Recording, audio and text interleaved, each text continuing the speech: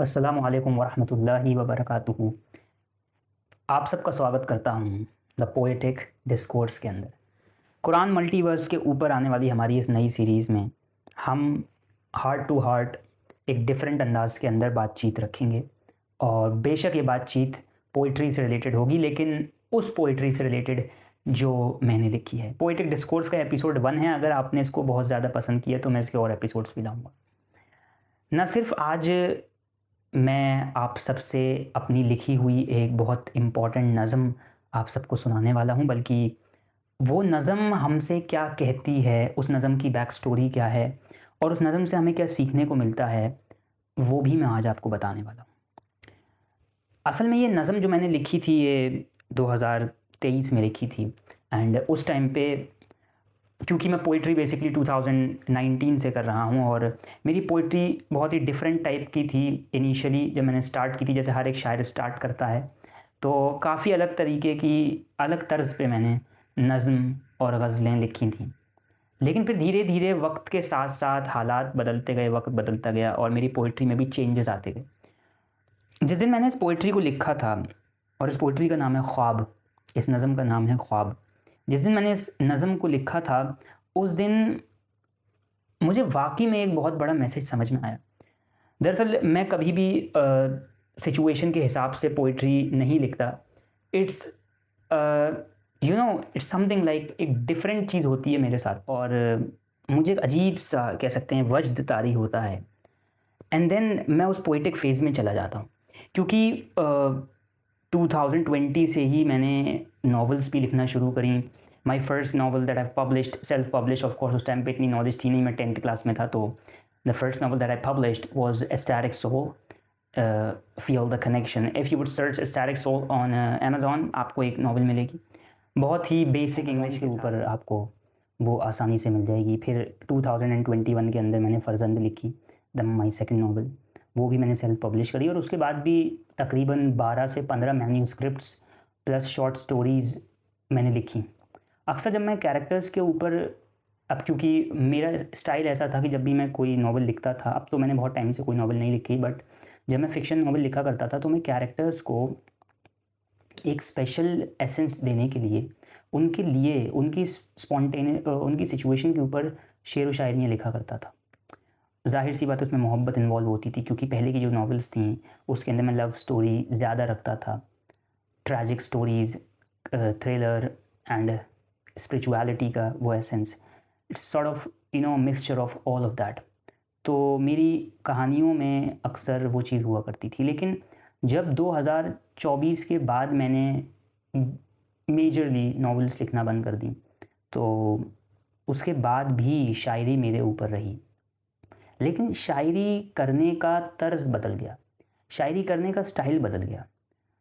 और सच बताऊँ तो हालात उसके अंदर इतने इन्वॉल्व नहीं थे, बट कहीं न कहीं जो चीज़ें मेरे दिल पे हिट करती गईं, ज़माने को देखा, बदलते हुए हालात को देखा, मुस्लिम उम्मा को देखा, तो मुझे लगा कि जैसे फ़ुज़ैल एज़ अ शायर इज़ ट्रांसफ़ॉर्मिंग, वो इवॉल्व हो रहा है, वो चेंज हो रहा है।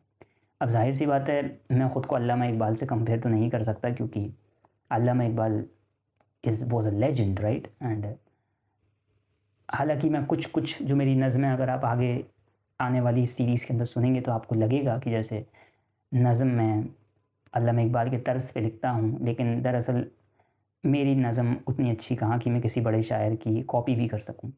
वो मेरी होती हैं, जैसी भी होती हैं, मैं अपनी ही तर्ज़ पे, अपने ही तरीके पे लिखता हूँ। बहरहाल, आज की इस वीडियो की शुरुआत मैं ख्वाब से करता हूँ। मेरी नज़म जो बहुत तवील है, काइंड ऑफ एक स्टोरी है, जिसको मैंने नज़म में कन्वर्ट किया है। ये 2 गुलों की कहानी है। गुल यानी फूल, 2 फूलों की कहानी। मैं एक नज़म भी आपको सुनाऊँगा, लेकिन उससे पहले मैं एक कहानी आपके लिए आसान कर देता हूँ। एक फूल है जो अपनी ज़िंदगी से सैटिस्फाइड है। अल्लाह सुब्हानहू व तआला ने उसे जो दिया वो उस हर चीज़ से सैटिस्फाइड है। बेशक गुलाब का फूल है, बेसिकली गुलाब का फूल है। दूसरा उसी के साथ उसी बागीचे के अंदर एक और गुलाब है और वो अपने आप से सैटिस्फाइड नहीं है और उसे कुछ और बनना है। वो अल्लाह ताला से दुआ मांगता है और अल्लाह उसकी दुआ कबूल भी करते हैं, लेकिन क्योंकि वो अपनी फ़ितरत से पार जाने की कोशिश कर रहा होता है, तो फितरत उसे उसी तरीके से फिर आजमाती भी है। ख्वाब स्टार्ट करते हैं। बात पुरानी याद करोगे जब जब तुम पछताओगे, ख्वाब बना के उन्हें सजा के फिर तुम आग लगाओगे। मैं भी गुल था वो भी गुल था, दोनों साथ बगीचे में, खुशबू बसती अंदर उसके, बदबू मेरे सीने में। यहाँ पे जो दो गुलों की बात हो रही है, इसमें से वो गुल जो अपने आप को, वो गुलाब जो अपने आप को सेटिस्फाइड मानता है और बल्कि कमतर ही मानता है, वो इधर नरेशन कर रहा है। धीरे धीरे जैसे जैसे आप इस नज़म के तर्ज को पकड़ते जाएंगे, आप समझ जाएंगे कि कौन सा गुल कौन सी बात कर रहा है। बहुत बड़ी नज़म है, तो अब मैं आगे बढ़ता हूँ और अब मैं बीच में रुकूंगा नहीं, बल्कि पूरी नज़म पढ़ने के बाद मैं आपको उसका छोटा सा खुलासा दूंगा। दोबारा स्टार्ट कर देते हैं इस नज़म को। बात पुरानी याद करोगे जब जब तुम पछताओगे, ख्वाब बना के उन्हें सजा के फिर तुम आग लगाओगे। मैं भी गुल था वो भी गुल था, दोनों साथ बगीचे में, खुशबू बसती अंदर उसके, बदबू मेरे सीने में। कहता रहता क्या ही मज़ा है सादा पानी पीने में, खुशबू खुशबू किसको भाती, मज़ा न कुछ भी जीने में। मैं तो चाहूँ उड़ना फराफर जैसे परिंदे उड़ते हैं, फिर ना चाहूँ रहना यहाँ पर, कुछ तो मज़ा हो जीने में। दुआ ये सुन ली खुदा ने उसकी, बोल बता क्या चाहता है, धूल भरी इस सर्द ज़मीं पे मुझसे रहा ना जाता है। देख तू अपने खुदा की रहमत, क्या कुछ तुझे बनाता हूँ, पर याद तू रखना गिरती हर शय जिसको बुलंद उठाता हूँ।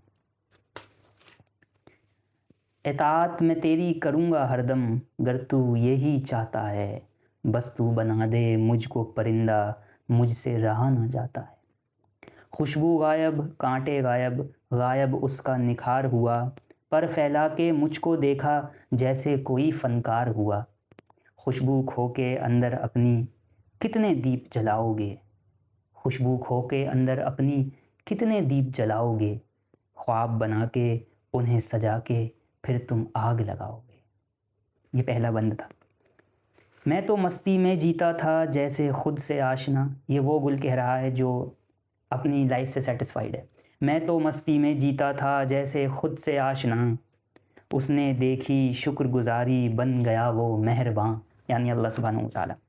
बोला तुझको भी देता हूँ खुशबू जैसी चाहता है, तेरा वही सिया सा दिल जो अश्क के नूर बहाता है। मैंने कहा अब कहाँ से लाऊं लफ्ज़ तेरी बढ़ाई के, फल कैसे मैं खाऊं बता अब तेरी मेरी लड़ाई के।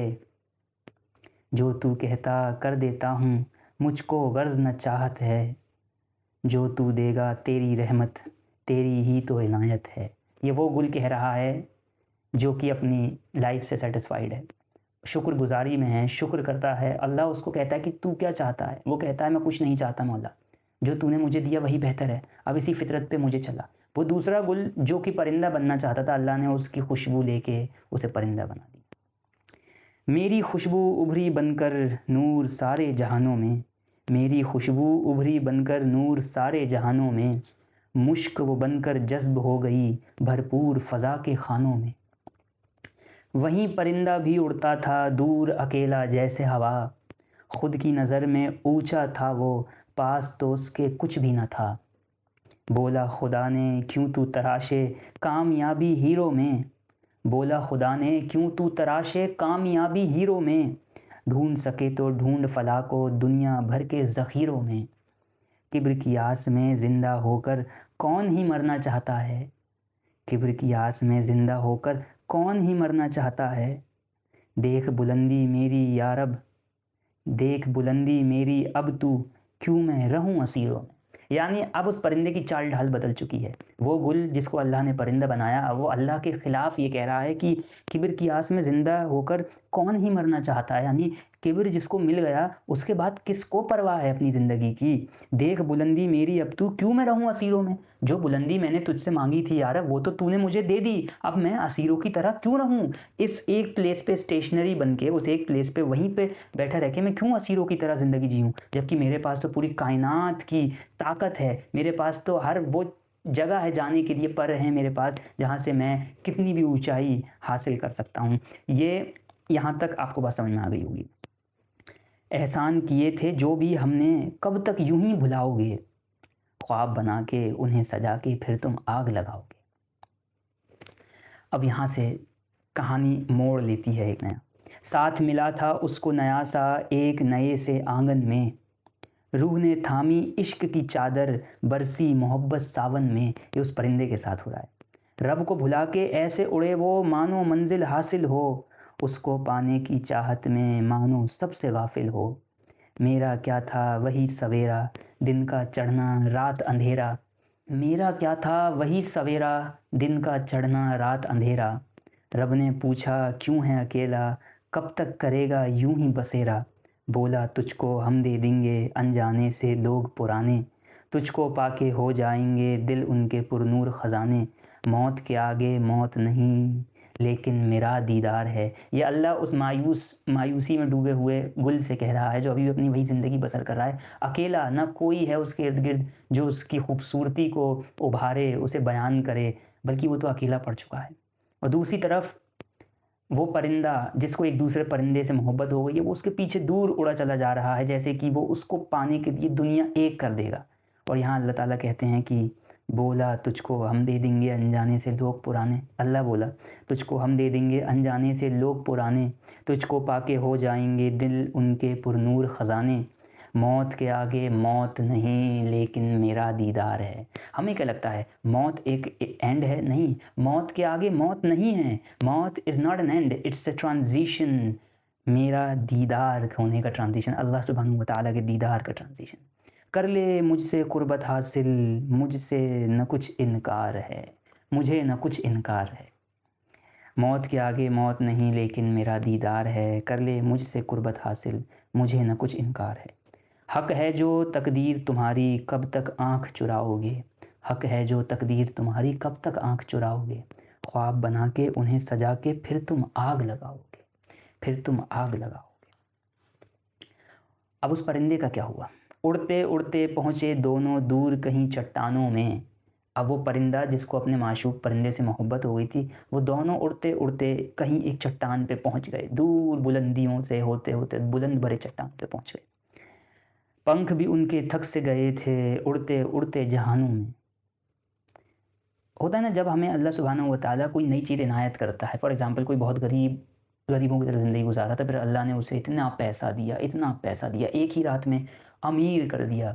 अब वो अपनी ज़िंदगी को एक नए तरीके से देख रहा है, उसके चेहरे पे शुक्र नहीं। और अल्लाह सुब्हानहू व तआला कुरान में भी यही कहते हैं कि तुम सिर्फ़ इम्तिहान में और आज़माइश में हमारा शुक्र अदा करते हो, जब हम तुम्हें कुछ देते हैं तब तुम हमारा शुक्र अदा नहीं करते। और बिल्कुल परिंदा भी वही कर रहा था, वो अपनी उस एबिलिटी का भरपूर इस्तेमाल कर रहा था और उसके दिल में किब्र इस तरीके से बैठ चुका था कि अब उसका हाल भी कुछ अच्छा होने वाला नहीं था।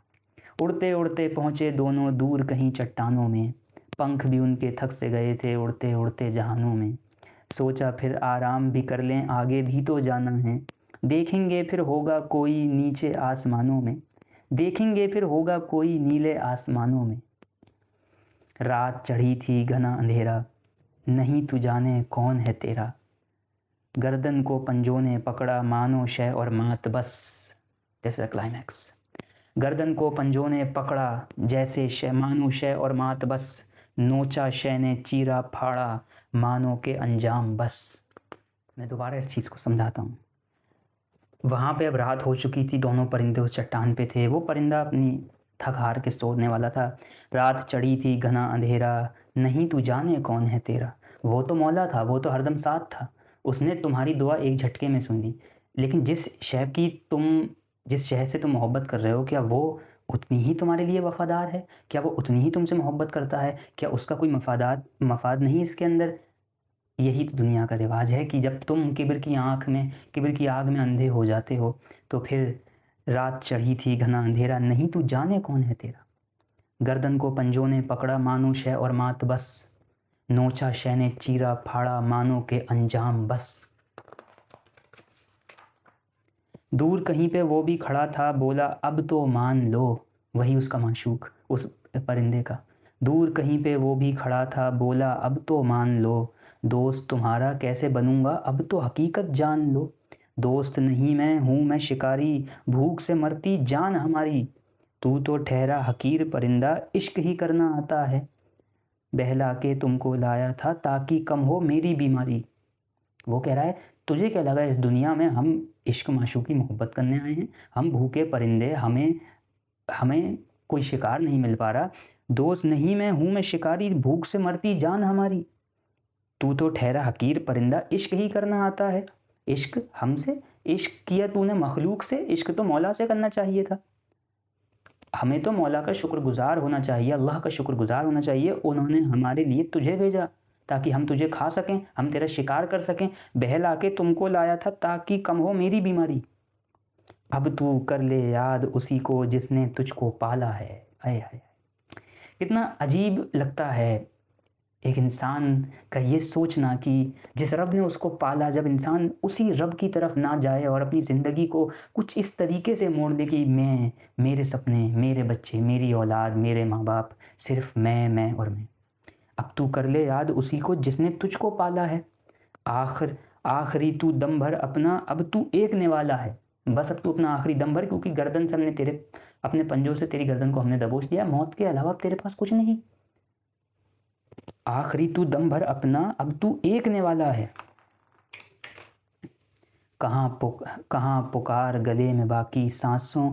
अय हाय हाय, बहुत, मुझे कभी कभी यकीन सच बताऊं तो नहीं होता कि ये नज़म मैंने लिखी है, क्योंकि मैं फिर से वही कह रहा हूँ, ये मेरे अंदर से निकलने वाली वो आवाज़ नहीं, मैं इसे नहीं जानता, मैं इन लफ्ज़ों को नहीं जानता कि कैसे इतनी बेहतरीन तर्जुमानी कर रहे हैं। इट्स जस्ट कि शायद मुझे एक दिन ये पूरी दुनिया को सुनानी थी, इसीलिए मैंने नज़म लिखी, वरना मुझे नहीं पता कि मैं कैसे लिखता हूँ ऐसी नज़में, लेकिन मुझे खुद पढ़ के मज़ा आ रहा है। कहाँ पुकार गले में बाकी सांसें तो सब उखड़ गईं, यादें सारी रब की थीं जो बंजर दिल में बिखर गईं। अब तो बस था मौत का प्याला, उड़ने में क्या रखा था।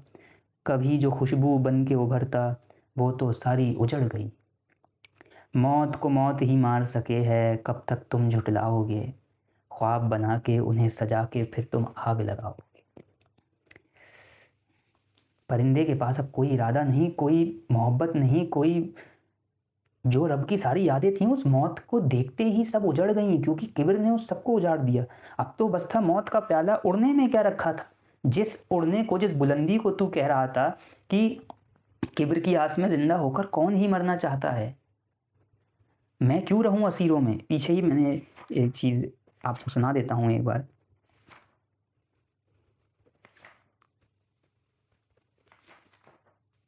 किब्र की आस में जिंदा होकर कौन ही मरना चाहता है।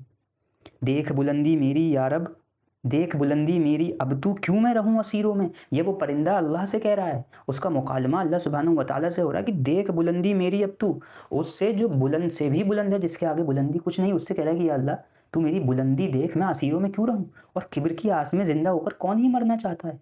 किसको मौत प्यारी है जब उसको ये पता चल जाए कि किब्र, तकब्बुर इंसान के दिल में घर कर चुका है। और अब वही परिंदा, कहाँ पुकार गले में बाकी सांसें तो सब उखड़ गईं, यादें सारी रब की थी जो बंजर दिल में बिखर गईं। अब तो बस था मौत का प्याला, उड़ने में क्या रखा था। कभी जो खुशबू बन के उभरता, वो तो सारी उजड़ गई। मौत को मौत ही मार सके है, कब तक तुम झुठलाओगे। ख्वाब बना के उन्हें सजा के फिर तुम आग लगाओगे। खुश्क हो गए पत्ते सारे पर दिल तो आबाद है। ये दूसरी साइड है, उस शुक्र वाली साइड है। खुश्क हो गए पत्ते सारे पर दिल तो आबाद है। मैं नहीं तो मेरे जैसा कोई तो बाद है। मैं नहीं तो मेरे जैसा कोई तो मेरे बाद है। ये वो गुलाब कह रहा है कि मौत क्या हुआ अगर है तो, क्या मौत के बाद मैं ही हूँ बस।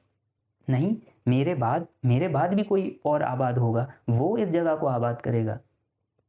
मैं तो फानी तू ही बाकी, जान तो एक एक कर्जा है। मुझसे निकाला मेरा बगीचा, देख मेरा क्या दर्जा है। यानी वो अल्लाह सुब्हानहू व तआला का शुक्र अदा कर रहा है कि मौलाए करीम, मैं तो फ़ानी हूँ, तू बाकी है, और देख तूने किस तरीके से मेरे अंदर से मेरा बागीचा निकाल लिया। यानी वो जो गुल हुआ करता था, अब उस गुल का पूरा एक बागीचा है, उसकी औलाद है उस पूरे बागीचा में। दोस्त पुराना याद वो आया, कभी जो मेरा साथी था। अब इस गुलाब को वो पुराना गुलाब याद आ रहा है जो परिंदा बन के उड़ गया था। दोस्त पुराना याद वो आया, कभी जो मेरा साथी था। मेरे साथ का मेरी उम्र का कोई भी अब ना बाकी था। यानी वो गुलाब अब बूढ़ा हो चुका था। कह रहा है कि दोस्त पुराना याद वो आया कभी जो मेरा साथी था। दोस्त पुराना याद वो आया कभी जो मेरा साथी था। मेरे साथ का मेरी उम्र का कोई भी अब ना बाकी था। बोला खुदा ने चैन से सो जा नींद सरापा नूर की। उस गुलाब से बोला जिसका बागीचा था कि तू अब मौत की नींद सो जा, आराम से सो जा। अज़ल ने उसको ना छोड़ा अब जैसे बर्क हो तूर की। यानी अज़ल तेरे उस दोस्त को, जो पुराना दोस्त था, उसको अज़ल ने भी नहीं छोड़ा। अज़ल नहीं, सॉरी, अजल ने भी उसको ना छोड़ा। अजल यानी मौत। अजल ने उसको ना छोड़ा अब जैसे बर्क हो तूर की। अजल ने उसको नहीं छोड़ा, अजल ने उसको तमाम कर दिया। तू भी अब चैन से सो जा नींद सरापा नूर की। अजल ने उसको ना छोड़ा अब जैसे बर्क हो तूर की। कितनी हैरानी की बात है ना। किब्र की आस में ज़िंदा रहोगे कब तक तुम बच पाओगे। बात पुरानी याद करोगे जब जब तुम पछताओगे। ख्वाब बना के उन्हें सजा के फिर तुम आग लगाओगे। ख्वाब बना के उन्हें सजा के फिर तुम आग लगाओ। मौत दोनों गुलों की हुई, लेकिन एक शुक्र की मौत मरा, एक किब्र की मौत मरा। एक ने गुजारिश की अल्लाह से, अल्लाह ने उसकी गुजारिश पूरी की, वो अपनी उस बात पे अटल हो गया और मौत मरा किब्र की। एक ने गुजारिश नहीं सिर्फ शुक्र किया, अल्लाह ने उसको भी नवाजा और उसको मौत दी और मौत के बाद उसकी लेगेसी को पूरे बागीचे में रखा। ये हम सब के लिए बहुत बड़ा एग्जाम्पल है। हम लोग अल्लाह से मांगते ज़रूर हैं, लेकिन उसका शुक्र अदा करना भूल जाते हैं। हम सब ये सोचते हैं कि जो भी अल्लाह ने हमें दिया है वो बहुत कम हैं, और हमें जिस फितरत पे अल्लाह ने पैदा किया है, जिस सिचुएशंस में अल्लाह ने पैदा किया है, वो सिचुएशन बहुत ही ख़राब है। दरअसल ये बिल्कुल उलट है। जिस सिचुएशन में अल्लाह ने तुम्हें पैदा किया, जिस पोजीशन में अल्लाह ने तुम्हें पैदा किया, तुम्हारे हिसाब से वो बिल्कुल सही है। असल में तो गलत तुम्हारे डिसीजंस तुम्हें ले जाते हैं गलती की तरफ। शैतान भी कहीं ना कहीं, अगर तुम इब्लीस के कैरेक्टर को कंपेयर करो, तो इस गुल की तरह था जो परिंदा बनना चाहता था। शैतान भी परिंदा बना, शैतान भी फरिश्ता बना, फरिश्ते की सफ़ में खड़ा हुआ, लेकिन किब्र की आस में ज़िंदा होकर कौन ही मरना चाहता है। देख बुलंदी मेरी अब तू क्यों मैं रहूं असीरों में। शैतान ने भी तो यही कहा कि मैं कैसे सजदा कर सकता हूँ आदम को, मैं तो आग का बना हूँ, आदम तो मिट्टी का है, मैं बुलंदी पर हूँ, आदम तो पस्ती में है। किब्र की आस में ज़िंदा रहोगे कब तक तुम बच पाओगे। आज शैतान को मोहलत मिली है, कल उसकी मोहलत भी ख़त्म हो जाएगी, कल उसको भी मौत है।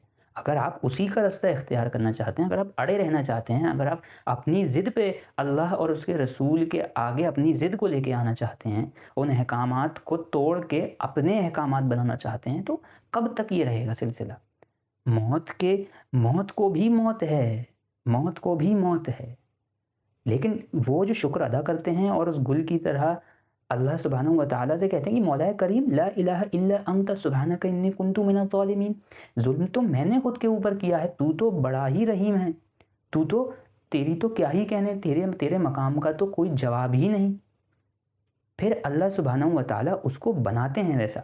ख्वाब मेरे लिए एक नज़म की हैसियत नहीं रखती, बल्कि मेरे लिए और आप तमाम लोगों के लिए ये एक मोरल स्टोरी की हैसियत रखती है। बचपन से हम मोरल स्टोरी सुनते आए हैं इंडो पाक के अंदर डिफरेंट तरीके से, लेकिन कहीं ना कहीं ये गज़ल, सॉरी, ये नज़म इंसान के लिए वो सबसे बड़ा मेरे ख्याल से टेस्ट है, जहाँ पे अल्लाह सुब्हानहू व तआला उसे उससे छीन के नहीं आजमाते, उसे दे के आजमाते हैं। अगर अल्लाह सुब्हानहू व तआला को पता होता, जो कि अल्लाह को पता था कि उस परिंदे का क्या अंजाम होना है, अल्लाह ताला उसको परिंदा क्यों बनाते। पहली फुर्सत में उसने कहा अल्लाह सुब्हानहू व तआला से कि मैं ना चाहूँ रहना यहाँ पर, मुझसे रहा नहीं जाता है, अब तू बना दे मुझको परिंदा। इस तरीके से पीछे जो मुकालमा हुआ उस गुल का, वो अल्लाह सुब्हानहू व तआला ने क्यों एक्सेप्ट किया जब अल्लाह को पता था कि उसका अंजाम क्या होना है। क्योंकि अल्लाह सुब्हानहू व तआला का अंजाम आपके डिसीजन पे मैटर करता है। वो तो हर एक अंजाम से वाकिफ़ है, वो हर एक डिसीजन से भी वाकिफ़ है। It's your character that defines that decision. तो अब आप ये सोचें कि जो डिसीजन मैं ले रहा हूँ इस वक्त, क्या वो सही है या नहीं है। अगर वो डिसीजन ख़राब है, इसका मतलब कहीं ना कहीं हमें अपने आप को सुधारने की ज़रूरत है। आज की वीडियो मेरे ख्याल से उन सब लोगों के लिए एक स्टार्क रिमाइंडर होगी, जो लोग अभी भी ये नहीं समझ पा रहे कि वो एक किब्र की ज़िंदगी गुजार रहे हैं। वो अभी भी खुद को उस फ़िरौन वाले कैरेक्टर से, उस नमरूद वाले कैरेक्टर से, उस यजीद वाले कैरेक्टर से निकालना नहीं चाहते। वो अभी भी यही सोच रहे हैं कि उनके पास तकवा है, उनके पास हर वो चीज़ है, उनके पास पैसा है, दौलत है, माल है, जायदाद है, कारोबार है, हर वो चीज़ है जो उन्हें इस दुनिया में ज़िंदा रखे हुए है। तो उन सब के लिए ये बहुत बड़ा रिमाइंडर है कि ज़िंदा अल्लाह सुब्हानहू व तआला की रहमत रखे हुए है उन्हें। अगर अल्लाह चाहे तो आपके एक डिसीजन से आपकी पूरी लाइफ ख़त्म हो सकती है। इट्स जस्ट कि मौत तो बरहक है, दोनों फूलों को मौत आई, लेकिन एक फूल अपनी लेगेसी बना के मरा और एक अपनी आइडेंटिटी खो के मरा। एक फूल ने लेगेसी बनाई, उसने ये कहा कि मैं तो फ़ानी तू ही बाकी, जान तो एक एक कर्जा है, मुझसे निकाला मेरा बागीचा देख मेरा क्या दर्जा है। दोस्त पुराना याद जो आया, कभी जो मेरा साथी था, मेरे साथ का मेरी उम्र का कोई भी अब ना बाकी था। बोला खुदा ने चैन से सो जा, नींद सरापा नूर की, अजल ने उसको ना छोड़ा अब जैसे बर्क हो तूर की। ख़त्म कर दिया अजल ने उसका किस्सा भी, और तेरा भी किस्सा अजल ख़त्म कर रही है, लेकिन तेरा किस्सा एक सही अंजाम की तरफ, सही ख़ात्मे की तरफ जा रहा है। और मौत के बाद मौत नहीं, लेकिन मेरा दीदार है।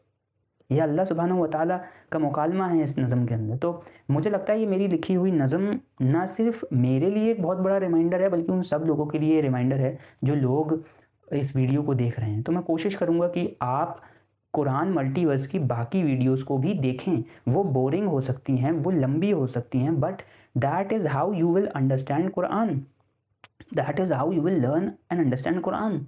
मैंने सूरह अल मसद पे 1 घंटे की वीडियो बनाई। बहुत सारे लोग ये कह सकते हैं वाई 1 घंटा ऑन सूरह अल मसद, और मेरे पास अभी भी बहुत कुछ है कहने को। इफ़ यू विल, मैं इसका पार्ट 2 डाल सकता हूँ सूरह अल मसद का। अबू लहब का एक पूरा कैरेक्टर स्केच है मेरे पास, उम्मे जमील का मेरे पास पूरे कैरेक्टर स्केच है। But it's when you will understand those things. मुझे अगर रिटेंशन का, सब्सक्राइबर्स का और व्यूज़ का शौक होता तो मैं कोशिश करता कि मैं शॉर्ट वीडियोज़ डालूँ जिसमें रिटेंशन बढ़े। बट मैं अपनी पूरी कोशिश करके एज डिटेल्ड एज पॉसिबल आप तक चीज़ें पहुंचाना चाह रहा हूँ। And this is one of the ways where I am teaching with the help of my नज़म्स जो मैंने लिखी हैं। तो आज के लिए बस इतना ही सही। और अगर आपको ये वीडियो पसंद आई है तो लाइक ज़रूर करें, सब्सक्राइब ज़रूर करें चैनल को, ताकि इस सीरीज़ को हम कंटिन्यू रख पाएँ। A poetic discourse is not just a series, it's a feeling that will help you to endeavour new journeys in your life. इस नज़म को मैं डिस्क्रिप्शन में लिख दूंगा, वहाँ से आप इसे कॉपी कर सकते हैं और इसे पढ़ सकते हैं। तो मिलते हैं अगली वीडियो में। अल्लाह हाफ़िज़।